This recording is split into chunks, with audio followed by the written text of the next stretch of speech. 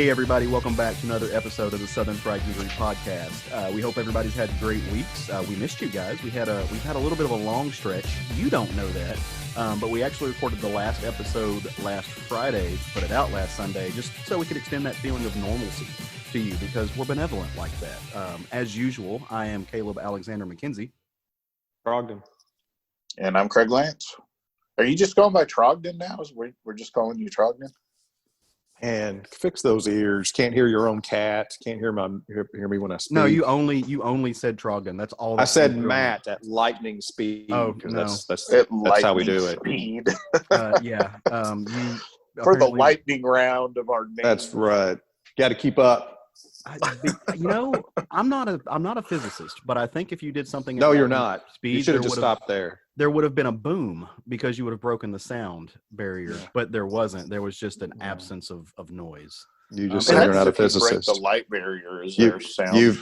Yeah, exactly. See, he's not a physicist. He started off. He just should have stopped there. And I mean, really, that's what people should expect from our show is, a lot of booming and an absence of noise. But no, so I don't know about you guys. I always say that, which is a complete lie because I do know about you guys. This week's show is going to be a little bit different. We are not going to be following our regular format, which what even is a regular format in this post-COVID world that we live in. But we are privileged, honored, and incredibly giddy to have two individuals on this show, which we have known for years now, and we've watched them grow as comic creators. And now that they have done something incredibly, for lack of a better word, cool, but just really astounding, we kind of jumped at the chance to get them back on the show. And those individuals are none other than our buddies, and you've heard them on here before, Dalton Shannon and Wells Thompson from 4Color Media. How's it going, guys? Hello. It's going hello. good. Yes, hi. Actually, I kind of want to pull some of that Matt energy. I'm just going to go by Shannon, even though that's not near as cool as Trogdon. I want some of that energy. And I'm Kenny Rogers. Welcome to Jackass. Oh boy. So I mean, I'm gonna totally steal Matt's line from what we were talking about prior to recording. In that, Dalton, you have that privilege because you kind of have two first names. Yeah. I do. I get that a lot, actually. I've So- heard people call me Shannon Dalton before, and that's always a trip. I could see that. My name is always, if I say it too fast, people think I'm saying Taylor instead of Caleb, and I don't understand why, but that's an actual thing. Me and Roger discuss it quite often. But names are not why we are here today. We are here today to, number one, talk about 4Color Media and what you guys have going on, but to celebrate, discuss, critique, if you will, the new anthology series that you guys just had put out from Caliber Comics called Descent into Dread. So this is amazing, number one. And speaking from just my personal spot of my personal visage, watching you guys go from literally just being friends from the comic shop to connecting and putting out these little DIY zines to now having a fully produced, gorgeous anthology with some pretty incredible names attached to it and some beautiful art. Like watching you run the full gamut from idea to polished and published comics creators has been just neat. And I say that from a person who only who loves comics, but also somebody who is your friend. Like the whole thing has been cool. So I'm hoping you guys can walk us through that a little bit, like just the entire impetus of the nutshell version of where you guys came from and how you got to where you are today. Well, the year is 1993. Oh, no. A young child is born in Little Rock.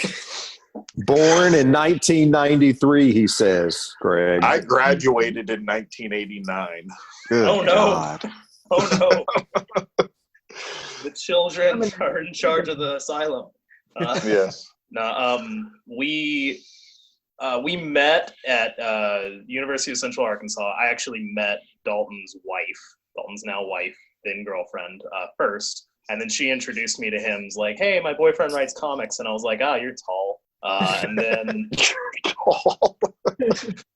And then we started having these writing classes together, and it immediately. And I don't say this to be like cocky or to oversell anything about us, but it became kind of immediately apparent that of the like 18 people that were there, the 3 people who were actually like really good writers were me, Dalton, and this girl Taylor Brady, who is now a poet, having graduated from the University of Iowa, which is like the best writing school in the nation. Mm-hmm. And I remember really, really distinctly, there was this exercise that we did where the teacher just laid out a bunch of prompts and said, go nuts for the rest of the class. And one of the prompts was 2 people are on a blind date, and one of them has lied in their dating profile. So normal life. Yeah, Yes. exactly. Right. And I don't remember what I wrote about that because it's so inconsequential, but I distinctly remember Dalton read to the class his interpretation of it, which was a man going on a date. He has lied on his profile, but also it is slowly revealed that his date is not a woman, but a velociraptor in a wig. Yeah. Nothing is more Dalton than that. That would be an awesome date. I just want to say. Right? And that was the moment that I knew I have to keep this guy in my life forever. Like, this guy is a genius, and I have to leech off of that in any way that I can. And has ever since. Yep. So the real question is, did Dalton have his mustache then or not? No, he was a that was clean-shaven babe. That was a distinctly 2016 flavor. He had his Tom Selleck phase, and we're all thankful that he's over that. No, it'll come back. It's just we gotta find the right time. We gotta get to my Sergeant Pepper's phase. It'll be fine. So when did you guys go from just being collegiate friends in a writing group to deciding to functionally make and draw comics? Because we should say in Descent into Dread, and I'm jumping ahead a little bit here, you guys actually hired some industry artists to work. I mean, you've got people like Serge Acuna on this. Mary Landreau did some work. Fish Lee is on here. Some great Italian, I think they're Italian anyway, artists. Antonio Russo Tintero is on here. Andrea Magdaguno is on here. But that had, like, this is the first time you've really done that. How did y'all go from just sitting in the classroom in a 3-hour Central Arkansas college course to putting pen to paper and like pulling stories out of your mind and into panels? Well, I didn't really have a choice. There was, I've been wanting to do comics since I was 8 years old. And at some point I realized that I couldn't draw, so I'm going to focus on writing. And growing up, it was always writing. I was like, I'll find an artist someday. It'll be great. We'll do comics and it'll be awesome. And by the time I graduated, there were still no comics. And I realized that if I'm going to be making comics, I have to draw myself, regardless of if it's good or not. But I needed, I need help to produce comics on a continual basis, regardless if I'm doing it myself or not. So I was like, Wells, you were in college with me. Let's do this. And thankfully Wells said yes, because without Wells, none of this would happen, because we both do the writing, and I was doing the drawing for the zines, but without Wells, being there and providing good, not only great writing, but good editing on my scripts as well, and then also being the man who sets up, most of our conventions. None of this would happen without the teamwork we've got. So it really started from post-graduation, where I was like, well, I'm either going to have to get a real job or actually put my nose to the grind and make zines. And that's what I decided to do, the crazy thing and make zines. And we just... you still have a real job, to be fair, but... Okay, but I don't want to talk about that. We're not here to talk about your real job. So then we just arrogantly decided, you know what? We've got comics. Let's go to a con and throw them. Hope they read them. And here we are. Yeah. The actual process of starting to write comics is super murky, and I couldn't like pinpoint an exact moment where we were like, yep, this is what we're doing. But it evolved from a bunch of out of college writing groups that we were attempting to put together, just us, putting short stories and comic scripts and things for everyone to read and workshop and see what worked about them and what didn't. And eventually it just boiled down to Dalton and I looking over each other's stuff. And Dalton started doing these 8-page comics more or less as a writing exercise to see just like, what can we do in 8 pages? How, like, what kind of story can you tell in 8 pages? How much can you put into that? Which I mean, there are 4-page zines and there are shorter things, but I'm thoroughly convinced that 8 pages is like as short as you can go to have a really satisfying story. And I know that people would argue with me and say, you're always going to want more if you only have 8 pages. And that's partially kind of true. But I think 8 is probably the minimum we've discovered through doing this. Your one panel story, just watch. I know you can. Or I know you'll try anyway. But yeah, it just evolved from that. It evolved. He was writing these scripts. He came out with 3 or 4 of them, and I was like, why don't we draw these? And he was like, because I'm not good at drawing. And I'm like, but you're not good at writing either. That stuff. That's rude. He's very good at writing. But no, I just softly encouraged him to start drawing, and he was like, yeah, I want to anyway. Let's do it. Well, I was kind of doing it already because 4-Color actually predates our partnership because I launched That's true. a website with I was doing 20-page Bryson Wesley comics, and those were super taxing because it's 20 pages of art instead of 8. And yeah, the problem with that was he was doing 20-page comics released 5 pages a week with articles on the side and a planned podcast. So he was just like way in over his head for a one-man job. And so a lot of what you see today is us paring down, all of our ambitions into what do we want to do, and then we can build on top of that later. And working with what we had. And what we had was a bunch of short scripts that were quick and easy and a lot of fun. So we drew those, put them online, printed them out, went to a couple of local cons, went to a couple of cons that were way too big that we had no idea why the hell we were there and what we were getting into, i.e. Wizard World and Planet Comic-Con. And just kind of falling into this, falling into the deep end, as it were. There isn't like a definite start date or a definite end date. I can tell you our first con was Comic-Con Way, 2018. Yeah. Yeah, I was there. I remember that. Yeah. That was the first time we ever did it, and we saw moderate success. I think we paid for the booth, which was exciting. Paying for the booth on your first con, that's pretty cool. Yeah.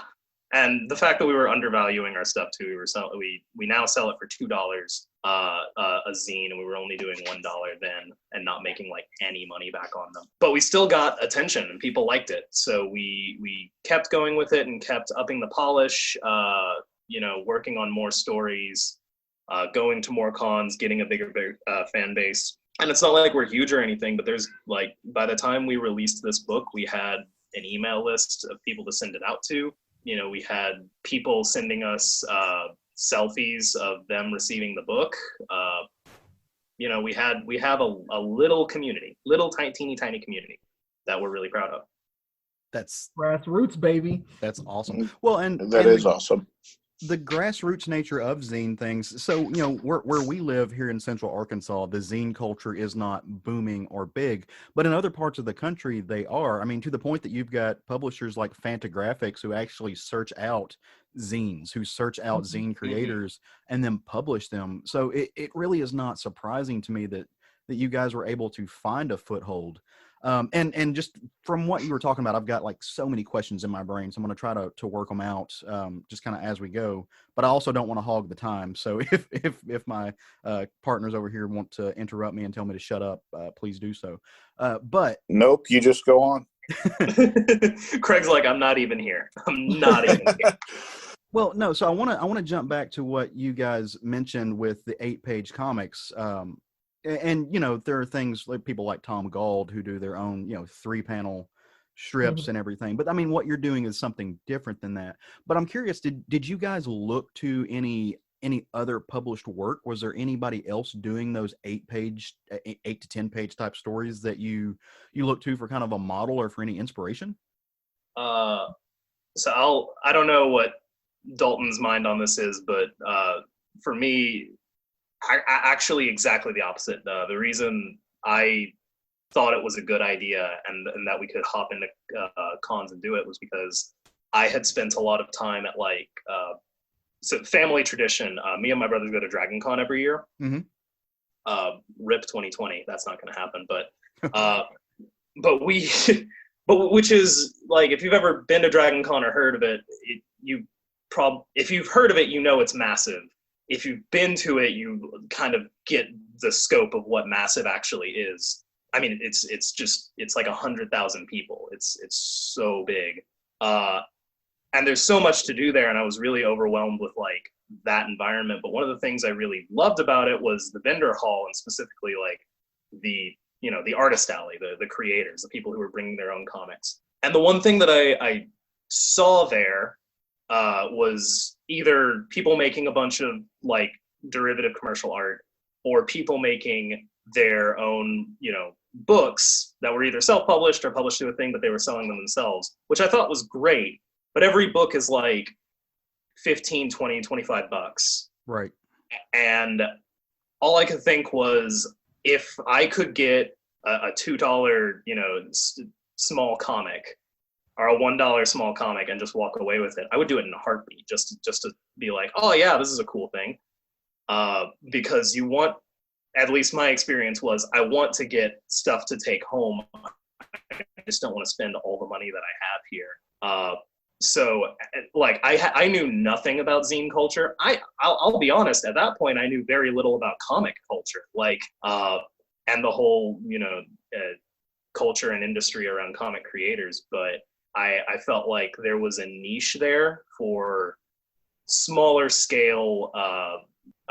As it turns out, there's a term for it, zines.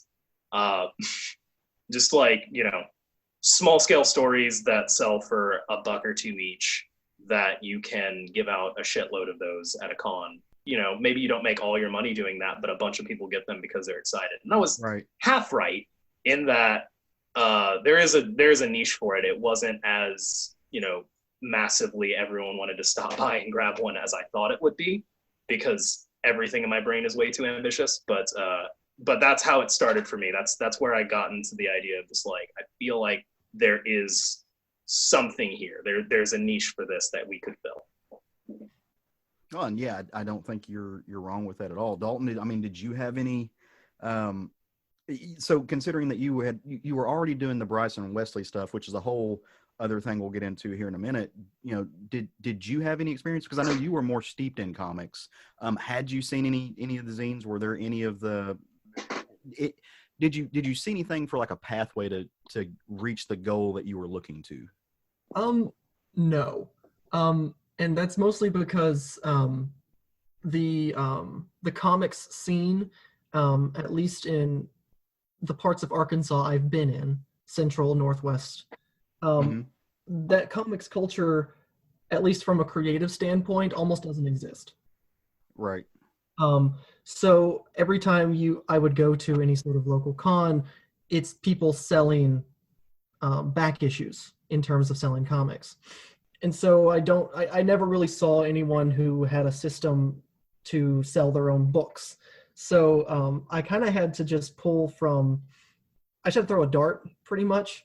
I knew that 8-pagers were, they were easy, not easy, but they were small enough that you can produce more varied content. Instead of spending 20 pages on a horror book, you can do 8 pages on a horror, you can do 8 pages on a sci-fi, and you can kind of just have a nice pull there.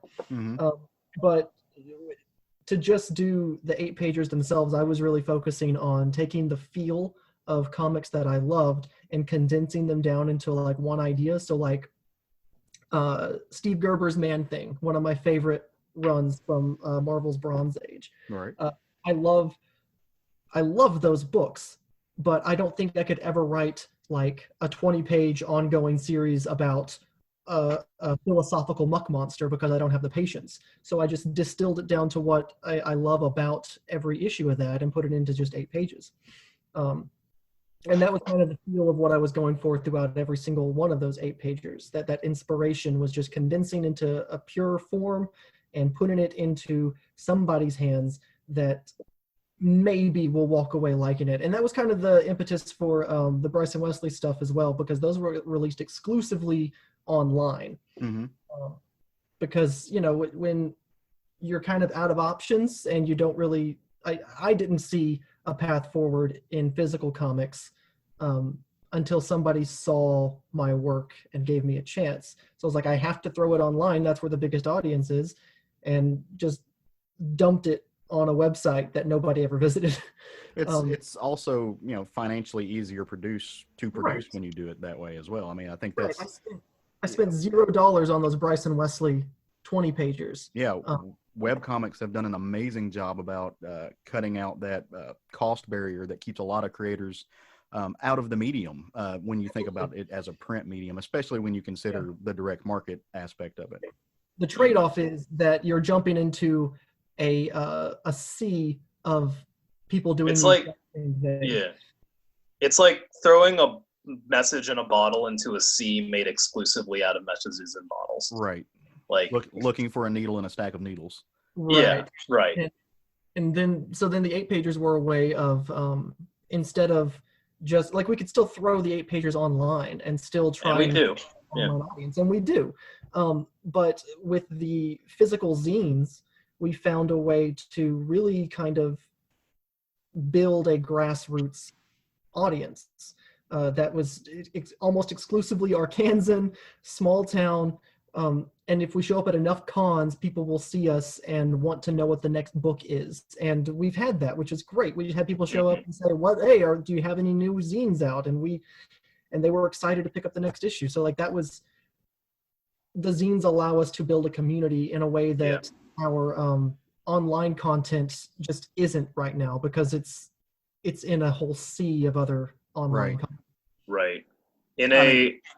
I was just going to say we've experienced something similar with that in the realm of podcasting for those same reasons. But there is something to be said with, you know, the convention circuit and with going out and doing public things where you can also present yourself in a certain way and make human connections that you don't get through just saying, hey, here's a thing on Stitcher, go download it. Yeah. Absolutely. So you guys, we mentioned horror and we mentioned Bryson Wesley, which those things are two very different things. So one thing cool about Four Color Media is that you're not locked into a genre. You guys do horror, and honestly, you go back to some of these. I would argue pre-code ideas about what the medium of comics can be used to present that we kind of lost there after the 50s for a while. But you guys do run the gamut. So was it harder? Was any genre that you do dabble in harder to write from the adventure side of things or the horror side of things to the, Bryson Wesley is kind of an all ages Calvin and Hobbes-esque meets Big Hero 6 type thing. Was there anyone that was more difficult to distill down into 8-page stories, or is there any genre that you think almost demands more page space? Science fiction. Yeah. Okay. Yeah, I was going to say 100%. It's that one is consistently the hardest one to come up with ideas for, the hardest one to pack down into 8 pages, the hardest one to stay consistent on, frankly. And that if you go read through the horror, like every one of them is unmistakably horror. Frankenstein has a very clear through line. Every one of the Age of Adventure books is super all ages friendly, and just very like these bright kiddie adventures. Not to undermine them, but just like that's what they are. They're anthropomorphic, animals and bright happy faces and like good what you would expect out of that genre. Whereas our science fiction cosmic bounces all over the place, and there's no one like thing to pin down there. It's just whatever we can put in there, we do. Yeah, and you can kind of whatever we can get away with, we do. It consistently doesn't do as well as the other genres too. We I have think I disagree in that I don't think it's that people don't like science fiction. I think it's just we have a harder time selling it personally. that's the hard thing, because since it has a such a varied tone issue to issue, it's harder to.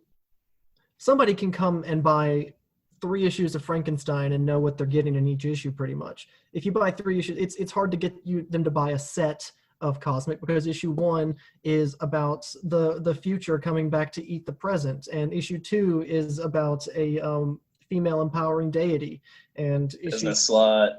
yeah, like it's all over the place. And while science fiction, at least for me, is not hard to come up with ideas for, it's incredibly difficult to condense into concise 8 pages, because some of those ideas are so massive, Right. that it's just hard to make it digestible in such a short amount of time. Yeah. Well, and I think science fiction, a lot like mystery comics, they a lot of times depend on a fairly complex plot, and it's really hard to break down a fairly complex plot in that limited page space, or at least in my opinion. Am I off the mark on that? Not at all. No, Okay. it's You just made me think we don't have a mystery comic. I've got to do a mystery comic now, Caleb. Thank you. we don't. Dalton, no. I'm going to do a mystery comic. Here we go. 8 pages. So I kind of buried the lead here. Most interviews we would start up and we would talk about the work that just came out and dive right into it. But I didn't do that, and I didn't do that purposefully on this one, because I do think, and again, this is just kind of from knowing you guys personally, I think the story of how you guys started creating comics, produced something, and the DIY aspect of it, and all the way to the road from printing off pages on your home computer and hand stapling to having a produced work for Caliber Comics is important, and it's instructive. And to me, that's the best message out of all of this, is how you get from point A to point C without losing heart, because I've watched you guys do it and it's been amazing. But with that being said, we are at the point now to where you have this really, really professionally well-produced, published book from a reputable publisher, somebody who's been around for a long time in Caliber Comics, that I think a lot of new creators can look to and avoid some of the pitfalls that comics and the disheartening aspect that comics can be. I mean, I've got a friend online who says it best, that, comics will break your heart. But tell us about how you guys linked up with Caliber, and talk about a little bit how you decided that it was going to be your horror genre, the descent into dread, that was going to be the focus of this anthology. And just walk us through that. All these amazing artists and creators that you guys have worked with. Give us the full scope of what it was like going into Caliber Comics. Oh, geez. How much time do we have? We can make time, bud. Well, it started at Wizard World. Yeah. It started with it started with a mistake. It started with us doing Comic Conway and feeling good about it. And as I said earlier, my idea for we should go to cons started with Dragon Con. Started with about the biggest con you can imagine. So I was like, obviously, we made a little bit of money at Comic Conway. We're going to make a lot of money at a massive con, because there's just more people. That makes sense. Turns out, no, that's not how that works. Turns out we spent a lot more money than we made. But it wound up being worth it. Next to our left on that particular show was a writer whose book was published through Caliber. And two booths down on our left side, or maybe the opposite. Left was the writer, right was the publisher. Was the submission editor for Caliber Comics. Oh, nice. And you guys have been to cons, you don't just sit at the booth the whole time. You have to get up, stretch your legs, you talk to other vendors. No, that's why I let you guys work the booth with me. Yeah. Because we stay put. We have the benefit of 2 people being there, so one of us can be like, hey, I'm going to walk around for a little bit, talk to people, and the other one stays behind and sells comics, and then we flip-flop. But while we were doing that, you know, we talked to them, and they, you know, it's not like they fell in love with what we were doing, but they admired what we were doing a lot. They were like, "Oh wow, you're here." And it was also another thing to note. It was a bad show for everyone, not just for us. Like, not a bunch of people came, so there was a lot of time to talk with this writer and this submissions editor. And eventually, I just kind of I handed them some comics and was just like, "Hey, let me, here you go, just as a take a look at this. You don't have to pay for it. Just here you go." And he was like, I dig the writing a lot. The art could use a little bit of work, but I really like the horror stuff, and I really like, kind of the vision of what you guys were doing. And we stayed in contact with him. His name is Andrea. He edited the book. And I mean, he was the one who basically walked us through it. Like, here's what I've made books before. I've done this for a while. Here's what you need to do. Get in contact with artists, pay them a reasonable amount, pay them up front, he gave us our first and then submit this back to us. Clearly you have ideas. You guys are good writers. You just need polish behind the artwork. And we were like, we can agree with that. We didn't have a lot of money, but we had a lot of scripts, and we were willing to put up some money if it meant, seeing them in print and doing well with it. So from February of that year, or from late January to early February of that year, until I think the last comic was done in October, I want to say, like early October. We trolled Twitter, trolled Instagram, looked for artists that we thought were really, spectacular. Looked through hashtags. Visible Women is responsible for like 3 or 4 of the artists that we wound up getting.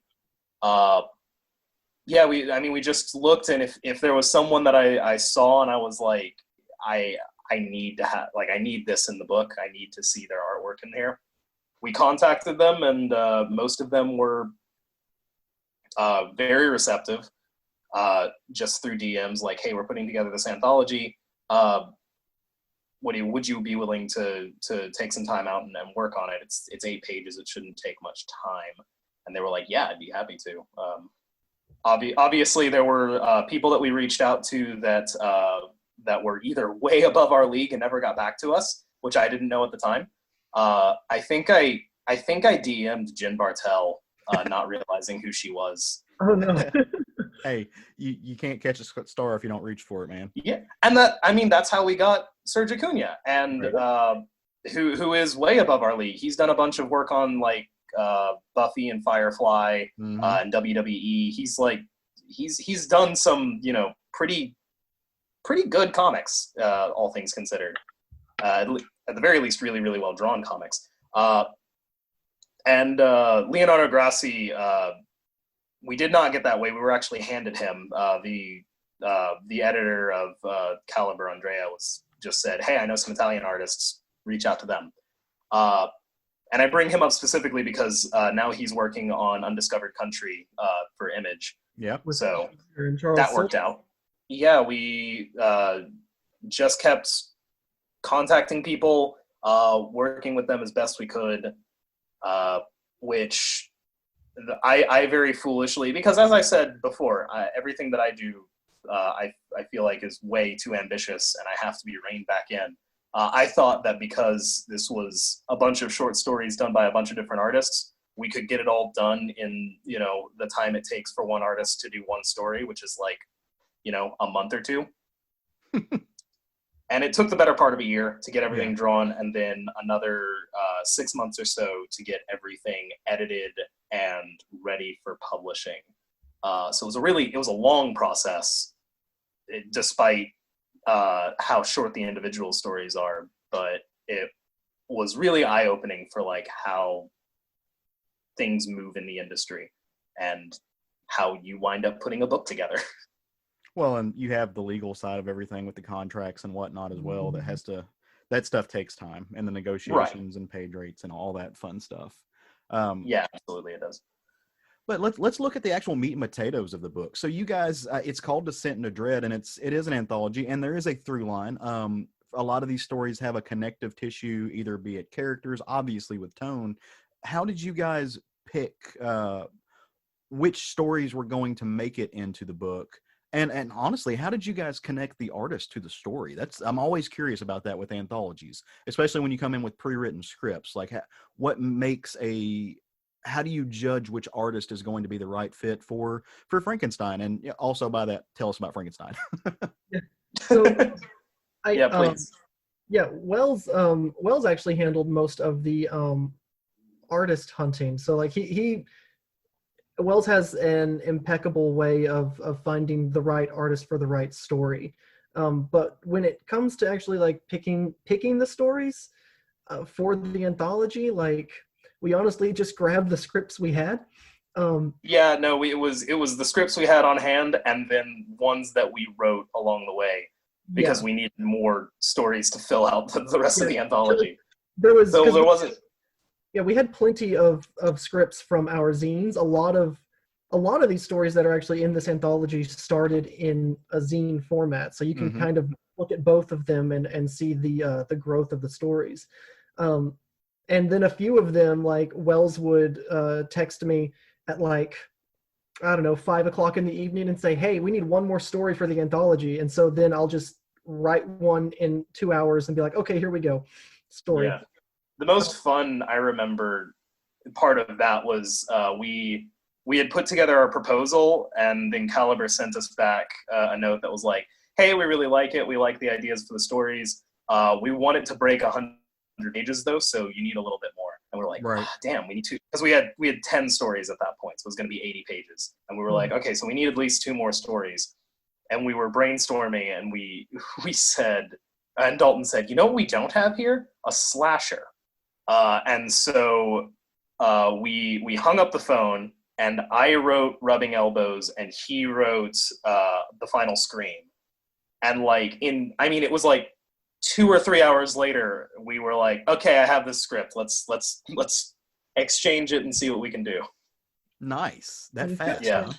But yeah, we went with the horror mostly because that's what most people are receptive to at cons. Like, and especially with the kind of cons, because we would go to not just another Comic-Con in Central Arkansas, and that has kind of shifted over the years to be exclusively a horror con. And so a lot of our audience tends to really enjoy the horror aspects, and Descent into Dread just consistently leaves our table more than any other. And then Frankenstein started off, he was originally going to be just another anthology in Descent into Dread until we realized just how cool Frankenstein meets Conan the Barbarian is. And so we gave him his own title.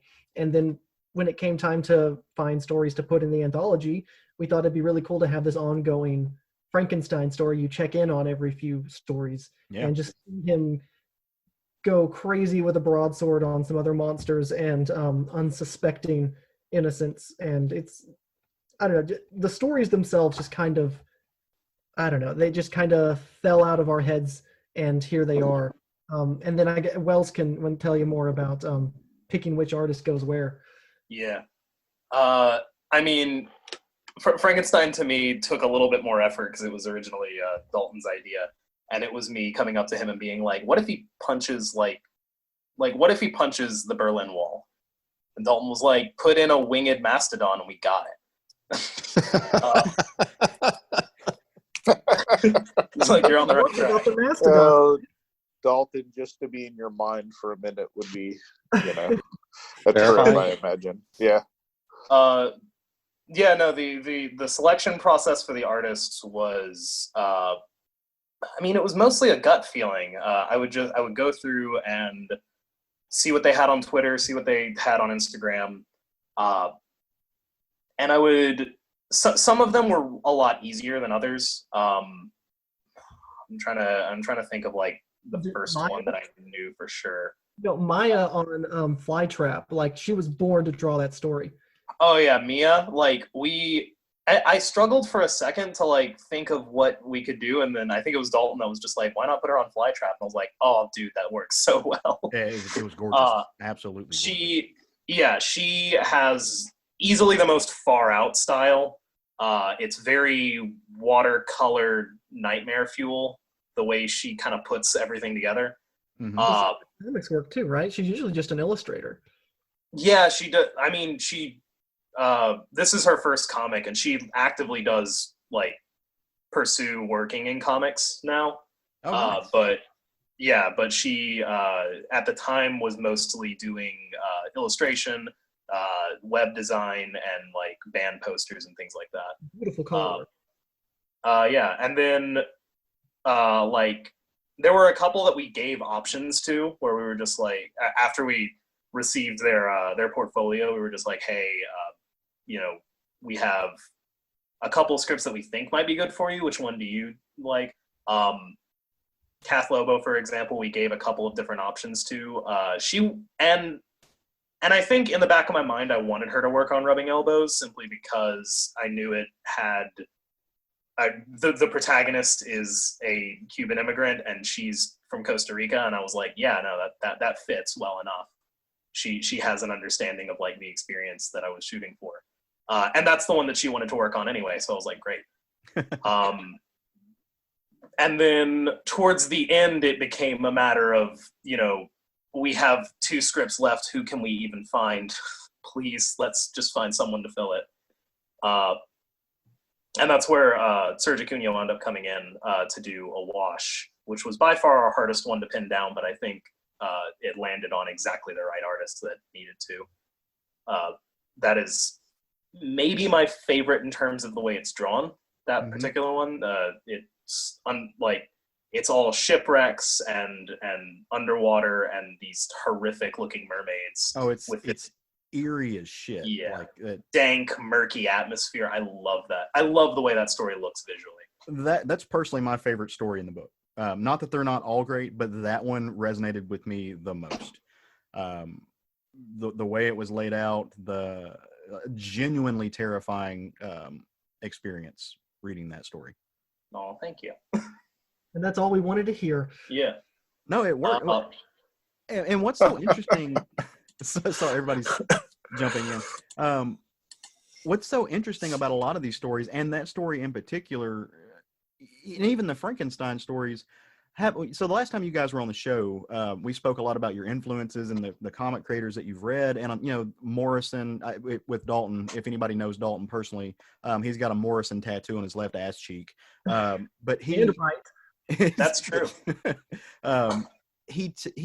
Dalton loves these kind of larger than life stories, and so it was surprising when I got all of your work and how much of it boils down to being these kind of pulp elements.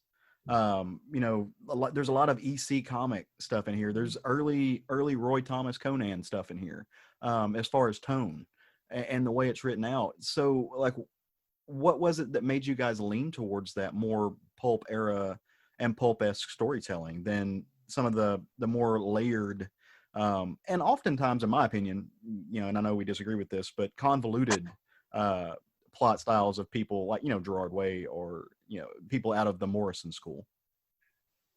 Well, honestly, for me, pulp has no rules. Pulp is from an era where, at least in terms of the comics of that era, I can't really speak to the literal pulps themselves, like Conan and that nature. But the comics that were coming out in the 30s and 40s, people were still figuring out what comic books were. Mm-hmm. And so there was no baseline for comics. People were still trying to lay them out like newspaper strips on a whole page. Like, they didn't understand the language of the comics. They didn't understand what you could do with the comics. And because of that, the stories themselves weren't chained down by any sort of rules. And so that's really the most appealing part of pulp, at least the pulp era. And you see that in at Bryson Wesley, and you see that in Frankenstein, and you see that in almost everything that I enjoy. The genres I enjoy writing is that there's no convention you have to play with.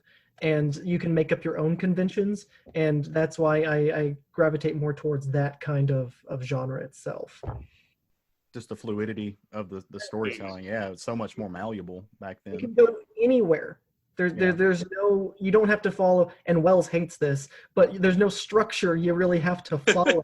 You can just tell a story and it's cool. Like rule of cool, as long as it looks and feels cool, who cares how the story flows, at least, from where I'm sitting. But So Wells is the Caleb of your creative team. Oh, absolutely. Wells always has to draw me in, and I always have to push Wells the diving board. That's It's a good balance. That's why we work well together, honestly. Is every script I come up with, Dalton is like, okay, but where's the fun? And every time he comes up with something, I'm like, okay, there's a lot going on here, in the same way that, like, if you throw spaghetti at the wall, there's a lot going on, but is it nice? Is it good to look at? Is it structured? Yes. And we wind sort of by accident and sort of by design, we balance each other out really well, so that together we create one competent writer. To me, the very fluid, easy to follow story is just kind of the language by which I learned how to tell stories. I care much more about stories that are simple but well told than like convoluted just for the sake of being different. And I think that they're by nature more emotionally resonant that way.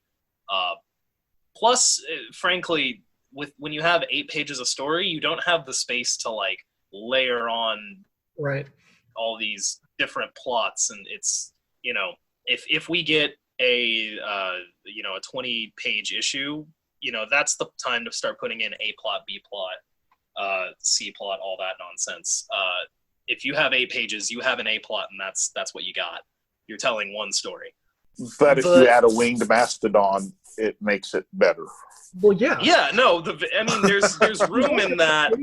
There's room in that for visual flair, and we're Right. very happy to put that in. And like, for something like that, that's more world building. That's like, if we put a winged mastodon in Frank, it's because it fits into Frank's world, Right. and you can see that and recognize like, oh, that's just where we are. If we were doing something like a very pulpy mystery, and there was a winged mastodon and there was no explanation for it, that would be very off the mark. And probably wouldn't work at all. And with Dalton, it would definitely have to break the fourth wall and come out of the panel, and eat the panel brackets. And then just wink at you. I was just thinking, Myth of Tomorrow is probably the most convoluted story we've got in 8 pages, and it's still like a very like cyclical, simple story. Like 8 pages doesn't really permit a lot of you can still get crazy, but it doesn't. You can't go completely off the beaten path with an 8 page. Right. And a big part of that story in terms of editing was cutting down explanation, because the original version of it required a lot more spoon feeding on our part to like make the audience understand, or make the reader understand what was happening and why it was happening. And so a big part of editing that was finding ways to cut down on that kind of over expository nature and make it seem more fluid, and let the reader put some of the pieces together themselves, so that by the end of it, it feels like not that you solved a puzzle, but that you were equally, you were along for the ride, and you were equally duped at the end, as the protagonist was. So, me being the narcissist that I am, first of all, I want to tell you, thank you for not making me a hipster musician. Okay.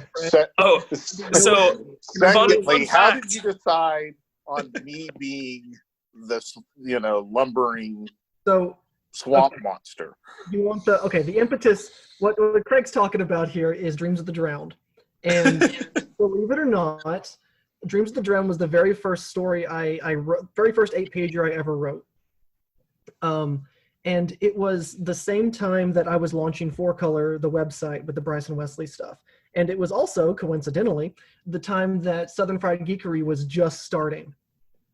Like that you guys had launched maybe your first 2 episodes. And so it was in my mind after listening to the podcasts. And I was like, you know what? I've got 3 characters here. And at the time when Southern Fried Geekery started, it was Craig, Caleb, and Sean. Mm-hmm. And so I made you 3 the characters in the story. So Craig, you were a hipster musician originally. But upon editing, Wells was Craig like, and Caleb sound too similar, and it was easy to mix up who was who. So I was just like, name one of them Jerry. Yeah, so we made it Jerry. I'm sorry, Craig, but now you get to say that you're the muck monster, and that's even better. Happy accident. It's all good. To be fair, the Muck Monster's the better character in that story. Right. He is. He's the best character in that story. I too wanted to destroy me after reading that. No, it was really cool seeing us in a book. That was neat. That's never happened before. It's always been it's been a dream. And now you get to live forever. I mean, frankly, we're happy that you're saying it's a dream for us to be in a book instead of you put us in a book without our permission. Here's a letter. Here's a cease and desist letter. And you killed us. Oh no, from my end, I can't speak for Craig, but from my end, that was actually payment for services rendered. I did some behind the scenes work for you guys, and my payment was putting me in the comic. So before we wrap up and just get to the end of this, I'm going to ask you guys to do something incredibly hard. Is that okay? Yeah, go for it. I want you to choose between your children. Okay. I want each of you to tell me, and it doesn't necessarily have to be your favorite. You just pick one, but tell us. I guess your favorite or one of the ones that you like more, stories out of this anthology, and just walk us through the plot. Without ruining the ending of it, because of course you don't want to do that, but walk us through the plot just so people who are listening to this have an idea of what's in this book. And we've gone we've talked about these big academic type things, and we've had these larger conversations about art and the connectivity and what it means to structure the craft of a comic book, but pick a story and just kind of walk us through it real quick. And we'll start with Wells. I'll go with him first. Oh, we're gonna put it on me first. Wow, oh yeah, okay. 100%. All right, I can only do one, right? Yeah. Pick one. Pick a baby. Geez. You really are making me choose. All right. Let's see. Rubbing Elbows is the story of a Cuban immigrant working at a soulless entry-level job for a corporation that really she gets the feeling does not give a shit about her. Classic millennial. She's doing everything she can to make it more bearable. And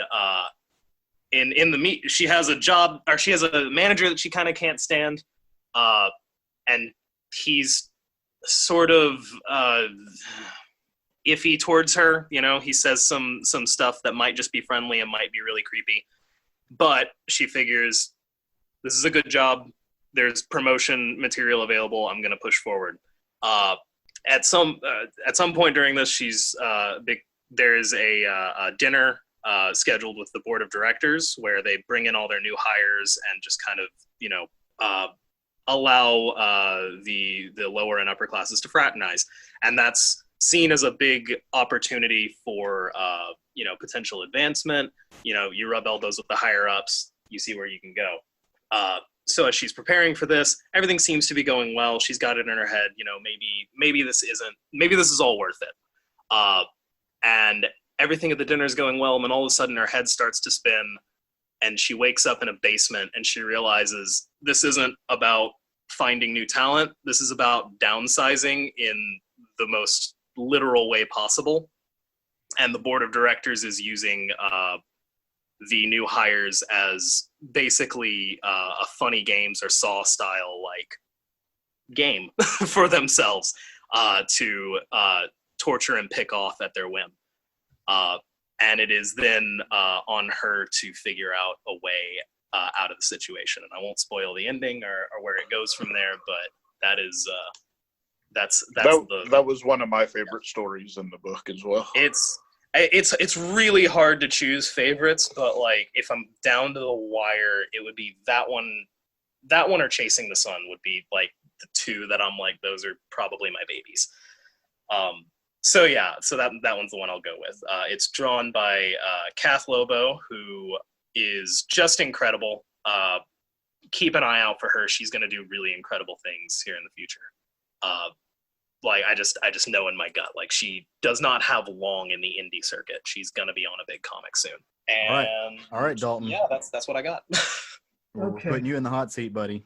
Okay. Do you want me to pick the one I had most fun with, or the one that means the most to me? Do the one that means the most to you. I want to hear about that one. Okay. Well, we've already talked about it a bit, but it is in fact Dreams of the Drowned. Dreams of the Drowned is it's illustrated and lettered by Leonardo Marcello Grassi, one of the first artists that we hooked up with, and like I mentioned earlier, this was the first 8-pager that I really wrote. And the reason I say it means the most to me is because it was usually when I write, I'm not writing for theme or for some inherent moral or structure or anything. I'm just writing to get a cool idea I have off on the page. And this is one of those rare times where I was literally trying to work through something while I was writing, where I was kind of at that crossroads where I was like, do I even really want to make comics, or am I just happy being a fan of comics? And so that was me trying to work my way through it. And the end result of if I didn't, because I was running out of time in my own head. So Dreams of the Drowned is really, it starts off with these 3 friends who are in this metal band called Slab.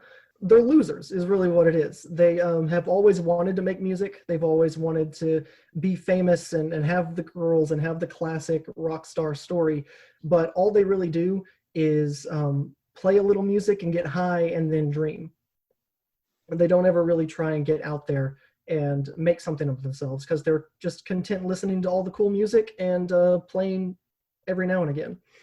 And so it's really a conversation between Caleb, who is determined to make something of himself but never has the ambition to do it, and Jerry, who's like, dude, we're almost 30.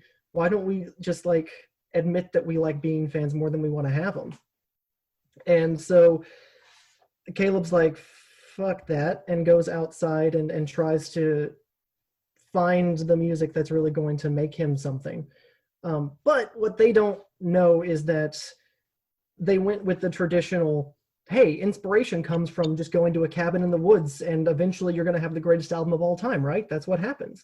What they don't know is this cabin in the woods just happens to be in the same woods that the muck is. And the muck is your classic muck monster like Man-Thing or Swamp Thing. It's a mindless monster that doesn't feel anything but happiness. And the music that Caleb was playing just so happens to make it very, very happy. And it could actually be the thing that makes Slab an actual hit, could actually be a band. And once they meet the muck, we kind of get the answer to the question that we've been asking the whole time of if you don't go forward, you're eventually going to run out of time. And that's probably my favorite in the book. I'll also chime in to say that the cabin happens to be where the Fuck Buckets recorded Ignorance is Bleak. Oh, yeah, no, the Fuck Buckets are great. Which is another fictional band in our catalog. I love coming up with band names. They're great. Well, all right. Well, I'm going to throw over to my brethren. Y'all got any things you want to throw in here? Any other questions? I've been hogging all the time. Yeah, real quick, I'd like to know, so what's next for y'all? Ooh. Oh, no, we peaked early. This is it. Yeah, we peaked. We did it. No, I'm coming for you, Superman. That's where I'm going. Well, long-term goals, sure. we have some things in the pipeline. We're writing some scripts for a couple talent searches just to see where we can land there. We have 2 actually graphic novels fully scripted out that we would be very happy to start drawing on as soon as possible. Yeah, Caleb, if you like The Rush, then you're going to love the graphic novel we're working on. Nice. Yeah. That has not started drawing yet. We're still seeing if we want to if we want to go into that, or if we want to try and focus on starting a monthly, like a series. But either way, we're not done by any stretch. This is very much just the first thing. Yeah, we still got 8 pages in the pipeline. We're still drawing those. Once cons open back up, we'll be at cons, in 2027. But we have, just because the world is shut down does not mean that we have stopped writing. So there was no pencil down order. No. There was no pencil down order at 8 pages. No, Not we at should have a new pager on the website at the end of the week, hopefully. Oh, nice. And that's what we have right now. I'm not going to make, because last time I was on here, I said, in 18 months we'll have a thing, and I was right. As it turns out, I was very right about that. But I can't pinpoint exactly when we're going to have our next project out, but I hope to have some news on exactly what we're going to be doing by the end of the year, and then hopefully have some significant progress toward that by 2021. And hopefully Descent into Dread gets into comic shops. Diamond, are you listening? So it's it's currently available on Amazon. Correct. Yes. You guys will have them at cons, I'm sure, whenever cons open back up. Yes. You can also pre-order the digital copy on Comixology. Okay. That is so available. And the goal is to get it in Diamond into the comic book stores. Well, yes, it will eventually do that. Caliber is working on that. Everything is just kind of crazy with Diamond right now. Right. It really is. So. It's really hard to say when. I think our original, we were shooting for October, but we haven't heard back from Caliber in terms of whether or not that'll be possible. So gotcha. We will make an announcement whenever it will be possible to get Descent into Dread into local comic book shops. That being said, support your local comic book shops. Yeah, there you go. I cheated. I went ahead and got my copy off Amazon. Yeah, that's why you're a good fan. I was waiting for the local comic book store, but I may go ahead and order mine on Amazon as well. Yeah, it will undoubtedly. It will be a matter of months. So if you're impatient, I don't blame you for getting it on Amazon. Just head down to your local comic book shop, buy something else while you're waiting. Exactly. Oh, exactly. We nothing's better than 2 copies. So just get it now and get it later, right? Double check. There you go. Hey, Christmas is coming up. Give one to a friend. There you go. Exactly. So, just once again to recap, we are talking about the book Descent into Dread, Volume 1, and it is from Caliber Comics. It is written by our 2 amazing guests, our friends, our pals, Mr. Dalton Shannon and Mr. Wells Thompson. It's got gorgeous art in it by Serge Acuna, Leonardo Grassi. We've got some Mary Landro in there, Fish Lee, Kath Lobo, and others. It's awesome. It is horror. It is science fiction. It takes a hard look at the anxiety of like 21st century life, but it does so through the craft of 20th century pulp storytelling. It speaks to my heart. I absolutely love it. I want to thank you, gentlemen, for not only putting this out into the world, but for taking some time out of your busy days to talk to us about it. Oh, please, it's quarantine. No one has a busy day anymore. Oh shit! I wish that were true. Oh god. Thank you so much for having us. It means the world to be able to get on and talk about this. I mean, this is like seeing my name on a book has been my dream for over a decade now, and having a physical book to hold in my hand is fantastic, and hearing that other people are enjoying it is like the best feeling in the world.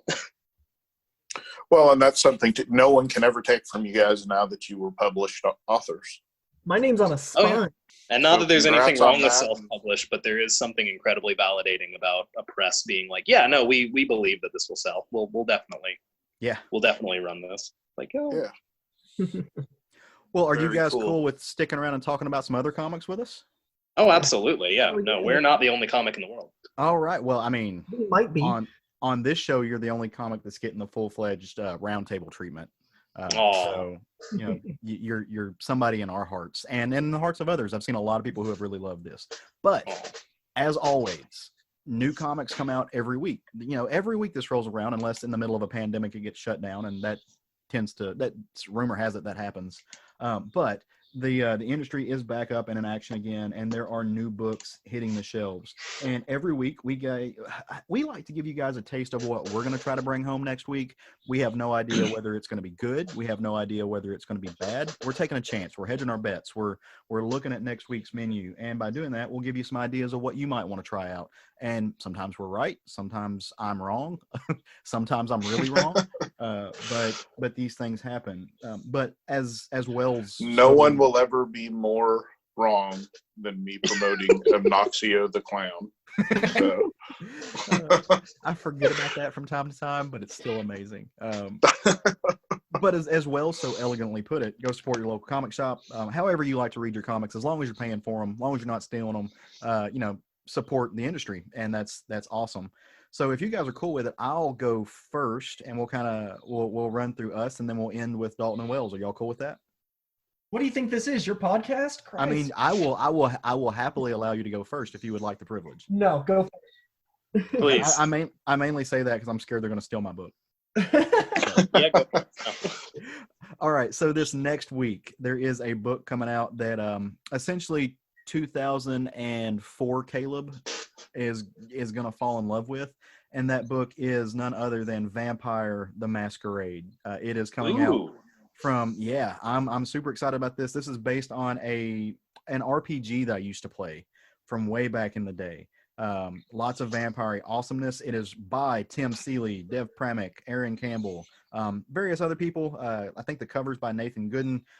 It is being published by Vault Comics, which is a publisher that is near and dear to my heart. I love the Vault folks. Vault Comics is so good. Yeah, they're incredible. So and this is just the synopsis of it. It's from the internationally best-selling World of Darkness universe. Vault brings readers a brand new Vampire the Masquerade comic series, Winter's Teeth. When Cecily Brine, a courier for the Twin Cities Camarilla, takes a mysterious younger vampire under her wing, she is dragged into an insidious conspiracy. Will she be able to escape her life unscathed? And, you know, will she be able to protect her aging Alzheimer's inflicted sister? Who knows? Meanwhile, an anarch coterie investigates a mysterious killing. Now, there are lots of things in that synopsis that if you have played Vampire, you will recognize. If you don't recognize any of those words, like an anarch or the Camarilla, just button your seatbelts, kids, because this is going to be dark and fun and vampire-y awesomeness. And it's written by Tim Seeley, so there's a good chance it'll be really good. Yeah, a very good chance it'll be really good. So is this a book that you think you're going to be able to go into blind if you've never had any interaction with Vampire the Masquerade? I think so, because mainly, like, Tim Seeley is an accomplished writer, and he is somebody who I think has done other licensed work before. He understands the balance of placating people who have known the subject matter and people who are just dipping into it for the first time. Also, like, let's be realistic. 2006, 2001 was a long ass time ago, and World of Darkness hasn't exactly been doing anything. So he's got to reintroduce this to a whole new generation. Dope. Yep. Dope. Okay, I'll go next. I'm going to go with Bad Mother by AWA Upshot Publishing. Krista Faust and Mike Diodato. The synopsis for this is April Walters is a hit-and-run victim of life, a middle-aged soccer mom whose inner fire has been snuffed out by her dreary suburban existence. When her teenage daughter goes missing under mysterious circumstances, April embarks on a harrowing mission to find her. So I'm loving everything AWA is doing. Super excited about this book. So Very cool. So I want to bring attention to IDW's Judge Dredd False Witness number 2. Number 1 came out months and months ago. So this is finally picking back up. The synopsis for issue number 2 is its tensions rise between the citizens of Mega City 1 and immigrants from the cursed Earth. Wanted criminal Matthias Lincoln tries to figure out a way to alert the Justice Department to the nightmarish experiments in Dr. Filth's lab. I can't wait to find out what Dr. Filth's first name is. Well, it's Judge Dredd, so you can bet it's badass. Richard Dick Filth? Ew. Dick Yeah. Filth. Oh, that something tells me that name's already taken. There's a trademark on that somewhere. I have it. Well, Dalton, we'll jump over to you. I'm pretty sure that was a punk band in the 80s, wasn't it? Had to be. My pick. So I'm gonna be the pleb, and I'm gonna pick a DC book that I've actually been really enjoying. I don't know if it's still under this umbrella anymore, because I don't think the umbrella exists anymore. But it used to be a part of Young Animal that I loved everything Young Animal put out. The Doom Patrol, Mother Panic, Shade the Changing Girl, like all that stuff. Young Animal's still a thing. Yeah, but I think this is the only book that carries that moniker anymore, because the new Doom Patrol series is over, that Collapser series is over, so all that's left is Far Sector. Nice. I'm reading that. Far Sector is by N.K. Jemisin and with art by Jamal Campbell. Jamal Campbell is, oh my god, I think he's coloring too. He might be, but whatever the coloring is on. He is. He is coloring too. What's really cool about Far Sector, aside from the art, is I've never read N.K. Jemisin's work before this, but I'm a Green Lantern completionist, so I was like, I've got to get this book. And it's a really fascinating cop procedural in a way that most Green Lantern books aren't. And in this world where we've entered into this very uncomfortable sense of the police presence in society, how much it's necessary, and all of that stuff. It's become a very prescient book, because when it first launched at least a year ago, because it's gone to a bi-monthly schedule now, and because of the pandemic, all that stuff, a year ago, it almost felt like scarily that like the Black Lives Matter movement and all of that had kind of died away from the internet, and that was kind of troubling. But now recently it's come back in a very big way, a very important way, and that's made Far Sector feel way more relevant than it did a year ago. Because this new Green Lantern, Jo Malign, is she's on a planet where there are no emotions. And if you know Green Lantern, you know everything's powered by emotions. Mm-hmm. And nobody on this planet has emotions, and there hasn't been a murder in like 1,000 years. And so she comes to this planet after somebody has now been murdered. And so she has to figure out why people are being murdered, why there's this new drug on the streets that causes emotions, and really kind of what her place is on this planet, because they haven't had a need for the police at all. And she comes from, not only was she a cop back home on Earth, but then she drafted into the Green Lantern Corps, which is space cops. And she has to kind of question her place, her role in all of this, if she's doing more harm than good for the people on this planet, if a police presence is even necessary, and how she's going to solve these murders. And also, Jamal Campbell's art is just phenomenal. The green he uses for her ring it's not that bright, pure green that you get in the main book. It's this kind of like teal green that like looks more watery, and it's, oh my god. Like between Far Sector and Grant Morrison's Green Lantern, it's a good time to be a Green Lantern fan, and you need to check out Far Sector. It is such a good book. Speaking a whole lot of truth. Love some Jamal Campbell. Hmm. All right, Wells, you're bringing it up, buddy. Send us home. All right, so I'll be honest and say that I don't know exactly if this comes out next week. I'm not sure 100% when it comes out next week. So first of all, blanket statement, anything from Vault Comics you should pick up. It's worth your time, and I will definitely be picking up a Vault Comics thing next week. Probably Money Shot if it hasn't finished yet, although I'm sure it has at this point. It's been a while. Nope. No, it's not. It's not finished. It's still going. It's not done. Thank God. Oh God, it's so good. At least it was when I was reading it. The first 2 issues are fantastic. What I'm really excited about, though, and I know it's coming out soon, definitely within the next month or so, is Coffin Bound number 5 is the start of Coffin Bound's second arc from Image Comics.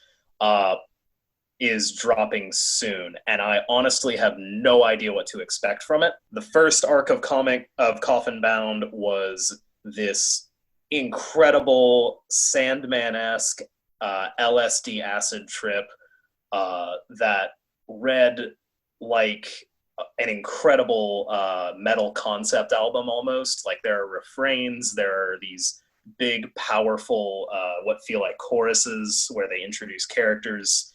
And everything about it is just so bold and big. The lettering is not something you ever really pay attention to in a comic, but in this one, it stands out. It's so bold and has such personality.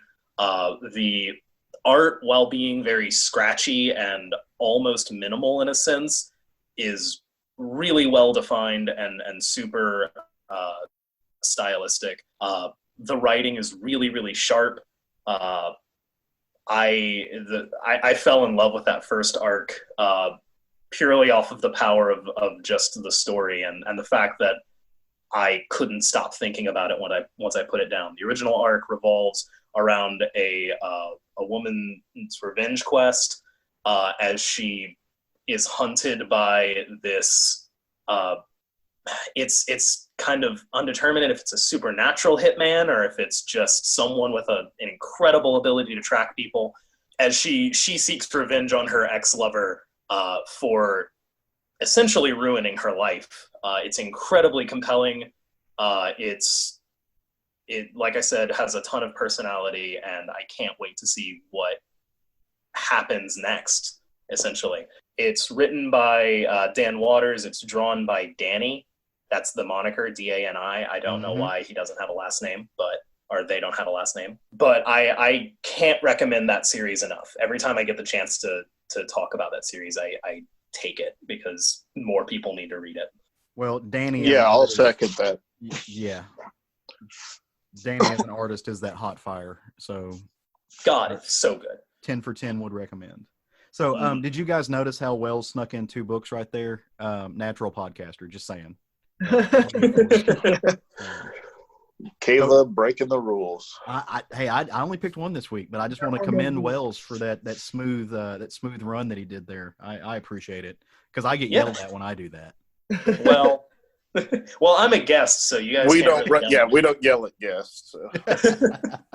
Well, all right. Let me just reiterate how much fun this has been. Go check out all of those books next week. Come back and let us know what you like, what you didn't like. Wells, for your edification, both Coffin Bound and Money Shot have new issues coming out this week, so they will both be in stores.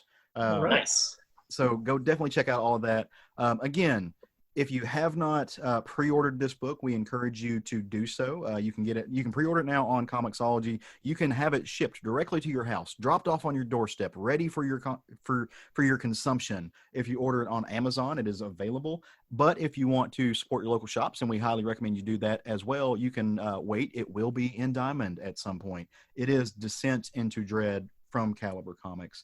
Go check it out. And if you've liked with a broadsword, yeah.